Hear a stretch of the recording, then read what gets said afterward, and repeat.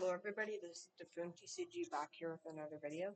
Today we're going to be doing a Charlotte Pudding deck video. This is going to be the deck that I'm playing. OPOA, this, Chopper, and I think I might dabble in a little bit of Black Luffy, but today we're just going to be focusing on Pudding. So, addressing the elephant in the room. Am I going to be playing off meta this set? I am planning on playing a little bit off meta, but I'm going to be focusing on Pudding this set mainly, because I'm trying to get better at the game, and I would like to provide better content for you guys and not just meme decks. So I'm going to try Pudding, and I'll see how that goes. If I don't like it, or if you guys don't like seeing the off-meta content, I'll probably swap back to Chopper or something. But starting off with the deck, I have, for my events, I'm playing 4-0 Cost of Fun. You'll probably see this in every Pudding deck. Pudding can have a lot of bricks in it. The trigger is amazing. It can be a game saver. Even then, it can just help unbrick your hand in Pudding, which happens a lot. The next card is one of two of our searchers. Also at 4, we're going to claim the One Piece. It is main. Search the top 5 for a Animal Kingdom or Big One Pirates type card. Reveal it, put it to your hand, and then it has a trigger of activate this card's main effect. So it's just good because I can trigger it in search, I can play it on 1 in search, but overall it's just a decent searcher. Next is 4 Pudding. This is the main searcher of the deck. Searching Big Mom Pirates. It's a 1 cost 2k power, 1k counter. Searches the top 5, reveals a Big Mom Pirates type character card, or just Big Mom Pirates card, my bad. And you reveal it, put it to your hand, and then put the rest at the bottom. As you'll see, a lot of the deck is Big Mom Pirates, so that's why I'm running so high on the searchers. Our first value piece or draw engine in 2K is Flampe. I think you'll see this in every deck, seeing that Pudding flips the top 2 of your life over to ramp. You're going to be wanting to either take those life or flip them back over, and Flampe helps us by drawing cards, and it's a searchable 2K. The next is, again, one of those cards that helps us flip over and be able to leader effect more. It's 4 Viola. So Viola is a 2 cost 0 power blocker, 1k counter. It has an on play choose one. Look at all of your opponent's life and place them back in any order. So this can be good, especially into NL and Pudding to play early, because you get to make sure that they're not hitting 0 cost events, beiges, or anything like that early. And then let's say you swing 5, and then you play a Viola. You can flip your life back over and you can ramp again next turn. Overall, I was torn between Brule and this card. From my testing on the sim and with proxies and friends, I have concluded that Viola is just the best option for the deck. So I'm going to be playing 4 of her. She's also not searchable, which is kind of bad.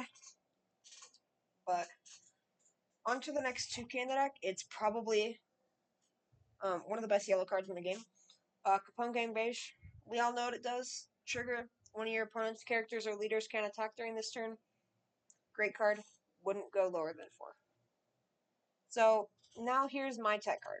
I find a lot of Pudding at my locals. And in Pudding, if they go second, it kind of sucks because they're probably gonna hit 10 mom before you. But with It's to Die For, you can ramp it on as active, and then you can start pressuring them with the leader, and then you can with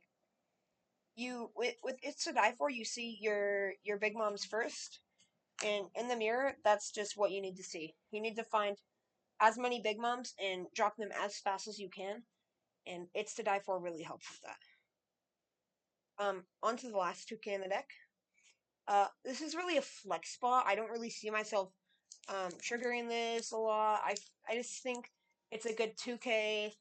You know what I mean? And it's only 2, so it's not bad. I'm playing 2 Frankie.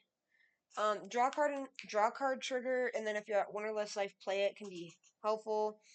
And like the 5K body is nice, but I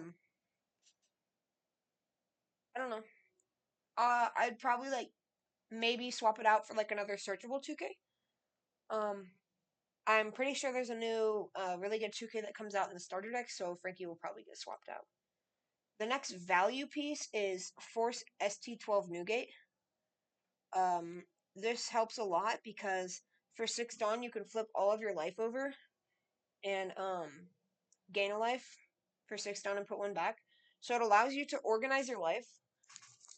And when you organize your life, you're most likely going to be like seeing 0 cost beiges, trigger events, like trigger bodies, and you're going to want to organize your life as is. And it also just helps it to where you can leader effect more often.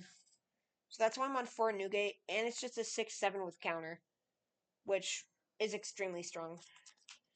The last card that ramps in the deck is 4 Charlotte Katakuri.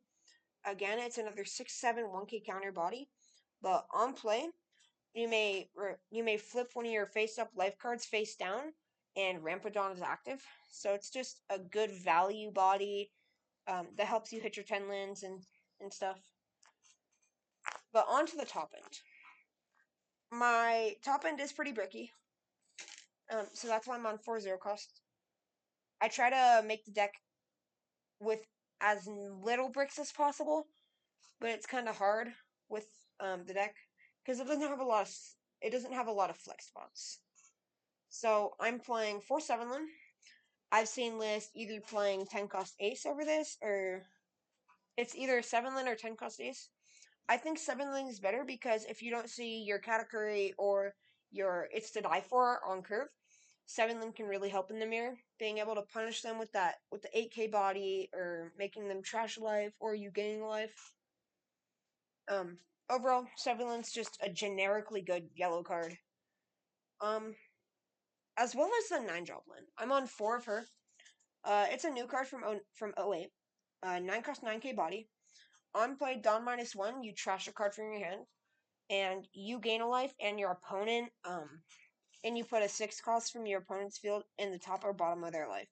So it's good at clearing board. It's a 9/9 that gains you life. It's pretty helpful in the mirror because you can like ditch Newgates or Katakuris or all Sundays if they're playing them. Or in like Lucci, you can like ditch their Savos out. Overall, it's just a good piece of removal, and I would maybe think about dropping it lower for some more 2Ks, but the last card, the Boogeyman, of this game, we all know what it does by now. 10 cost Big Mom. This card's disgusting. 10/12 body on play if your leader has the Big Mom Pirates type. You gain a life and your opponent trashes a life, so it's a 2 life swing. This card's ridiculous. You want a mulligan for searchers, and the 10/12, like, no deck is countering out of a 12K consistently. So, like, you see 1 to 2 Big Moms and start swinging with them, and it's most likely game. And even if they want to remove Big Mom, it's most likely a full turn to remove it, and the next turn you just drop another Big Mom. As for, like, openings, a good opening, in my opinion, for first on curve, you want to see it's a Searcher, It's to Die For, a Viola.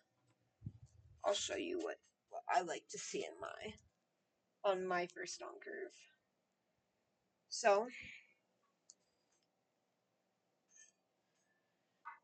oh, sorry.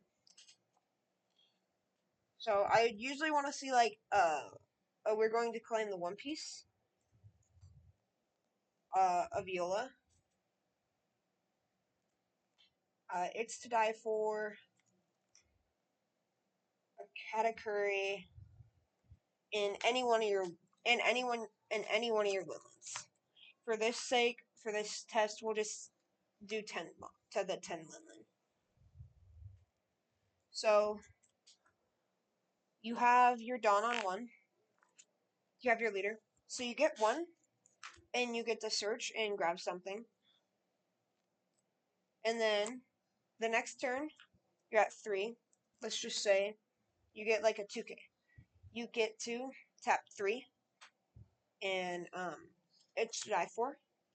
Get a active Dawn, and then you can swing pudding, ramp a Dawn. So now on turn 2, you're at 5 Dawn. The next turn, with your 2 face-up life, you get to play Katakuri for 6, flip 1 face down, and get arrested.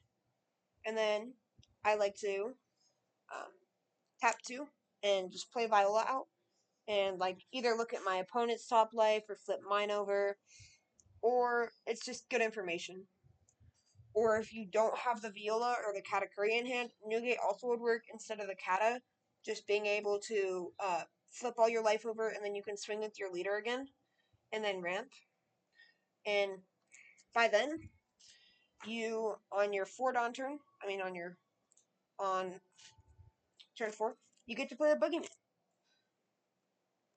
with a 6/7 body out, a chunk of cards in hand, and like a blocker. And then from there, you get to just like spiral out of control and start dropping big bombs. But I decided to play It's to Die For over I saw a lot of lists playing All Sunday, and All Sunday is good and all, but I saw, like I said, there's a lot of people that want to play Pudding at my locals, and they're all on All Sunday. And I saw some testing against like Mono Blue Dofi. This card's really good because you can hit turn 3 big bombs if you go second. Because if they play like an Edward Weevil or a 6K Moria, this will ramp you another Dawn. So on your 4 Dawn turn, you can go 3, get to active, and then you can you have to hit a trigger though. But even then, that's still really good because you can swing with Pudding, ramp another as rested, and like play a Viola, or even like play another It's to Die For, and you'll go to 8, and then you can next turn get 10 and Big Mom. I've had games before against Mono Blue Dofi where I've turn 3 mommed them and just taken over the game because of It's to Die For. This card's so good, and when you want to see it, and when it's good, it's disgusting. But honestly, I love the It's to Die For. It's different than other people's, and that's one of the main reasons I like it. Just like having a different list than others. Like my top end is obviously the same, and that's what everyone will think. Like every pudding deck, the top end is the exact same. 4/10 mom and like either 4 ace, 4/9 mom, or 4/7 lin, 4/9 lin, 4/10 mom. But the thing you're gonna see with every pudding list is they're playing 4/10 mom. Whether that's whether that's the only top end they have, but every pudding list will be playing it just because the card is a 2 life swing and just a 10/12 body that's a pain in the ass to deal with. Bad matchups. I from testing, Enel didn't seem the best. But I also bricked in a lot of my games. Gecko Moria seems pretty bad because they just disrupt your hand and you're looking to have a chunk of cards in hand going into your 10 Dawn turn. And with the Gecko Moria having like Peronas and E-shows and stuff, the matchup can be hard and it forces you to low roll where Pudding wants to high roll and just keep dropping big moms. I think Lucci's fine because if you keep seeing big bodies, they run out of shit like so fast. Cards you want to watch out for again, playing against like Lucci is you really want to try to play around Ice Age as much as you can because they're starting to tech that in now. Now the Enies Lobby's banned, so like Lucci and Gecko are playing that, and that's just overall a good card because -5 is really good against the stack because they can like -5 and then Gecko and Hello Mepo and just kill your entire board. And against Pudding, you want to try to retain your big bodies and start smacking your opponent and then consistently dropping big bombs. But that's my Pudding list. If you have any questions or like if you have any questions about matchups, or if I change my list, I'll keep you updated. But I'm gonna try to lock in this set, and I'm gonna try to get some good content for you guys. Um, as always, um, I'm always like down to talk about stuff in comments. I usually try to respond to everything. So, um, but no, I hope you guys have a good day, and I'll see you next time.